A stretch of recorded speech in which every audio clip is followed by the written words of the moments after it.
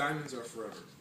This slogan gave the Bears Corporation a way to ensure people, mainly Americans, to buy and keep these semi-precious stones.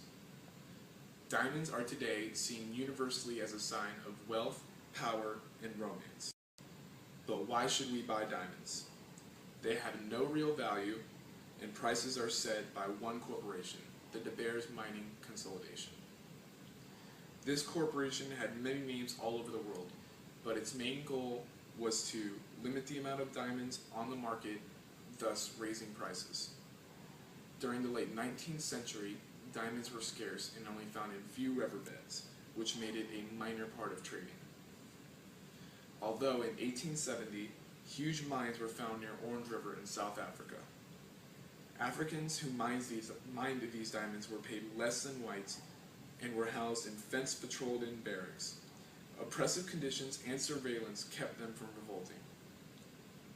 The finding of these diamonds flooded the market, and prices were soon going to skyrocket. The price of diamonds are solely dependent on the amount in the market.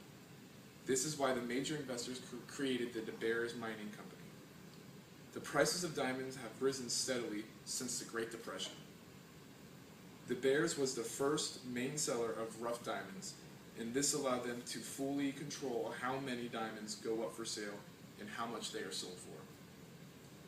This company was also able to give a tiny stone the power to show love, wealth, and power. Oppenheimer, the son of the founder of De Beers, and Locke, an American advertiser, used newspapers and radio advertisements to persuade Americans to begin buying diamonds because it was the last open market.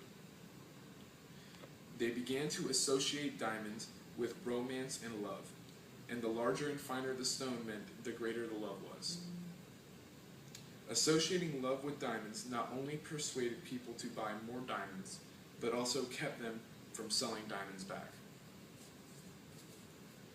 So what makes these tiny bits of compressed carbon molecules so important? The price of a diamond is so high because companies try to make them special and sell them for things such as love. The slogan that made this whole thing famous was "Diamonds are forever." Barry B. Kaplan of the Division of Intramural Research Programs explains that in order to make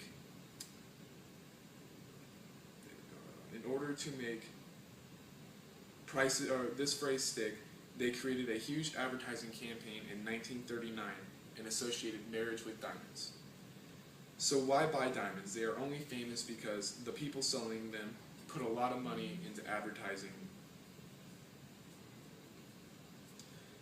The De Beers ran diamond industry for 116 years before being brought to trial.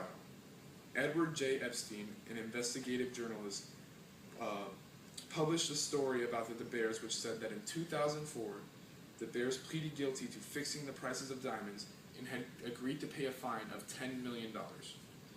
Other miners began also finding mines away from De Beers' control. De Beers went from controlling 80% of the world's diamonds to only 55%. A new law was also passed after African American rebel armies used blood diamonds to fuel the war.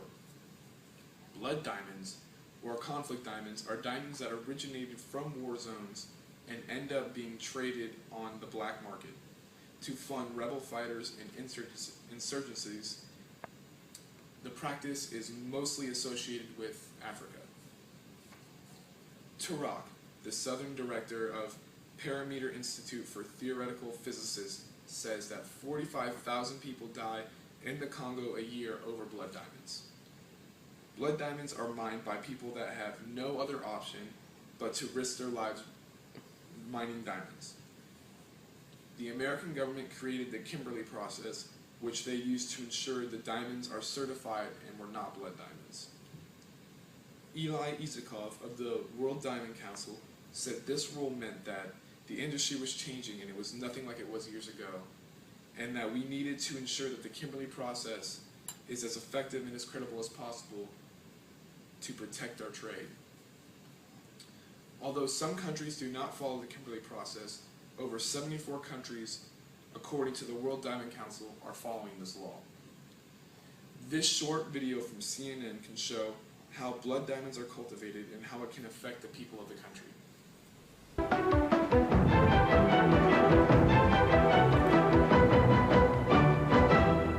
What's that saying, a diamond is forever? Hello, I'm Richard Rohlf. Welcome to Diplomatic License. This is the week that one of the original founding member countries of the United Nations faced off against the UN Security Council. The accusation against Liberia, quite serious, making money, lots of it, by fueling a horrifying war in West Africa with a lucrative guns for gems trade. The West African nation of Liberia came to the Security Council to defend itself against charges it fuels the conflict in neighboring Sierra Leone through diamond smuggling and gun running with the rebel movement. The government of Liberia has and continues to be the target of grossly unsubstantiated allegations of diamond smuggling and gun running with the RUF. Diplomats say Liberia is now running scared in the face of looming UN-imposed sanctions on diamonds, arms, and travel. A UN investigation concluded Liberian President Charles Taylor and close business confidants controlled a secret operation designed to bust existing sanctions on Sierra Leone to help rebels trying to overthrow the government. There can no longer be a shadow of a doubt that President Taylor has callously been prolonging the conflict in Sierra Leone for personal gain. Taylor told the UN in a letter he would resign if the UN proves he profited from so-called conflict zone diamonds. The Liberian foreign minister told the Security Council his country would now allow international monitors on borders and seaports and accept some form of UN diamond monitoring. The commitments may be too little too late, say diplomats, coming 1 month after Liberia was implicated by the UN Special Panel report. The answer lies in specific action and not in more patience for empty promises. In conclusion, diamonds do not cost what they should. They are nothing but carbon and are only seen as what they are because of advertising. And also they are a conflict in most countries who use the people there to mine these diamonds and get profit without sharing it.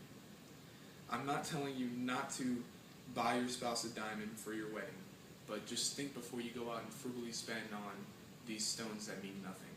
Thank you.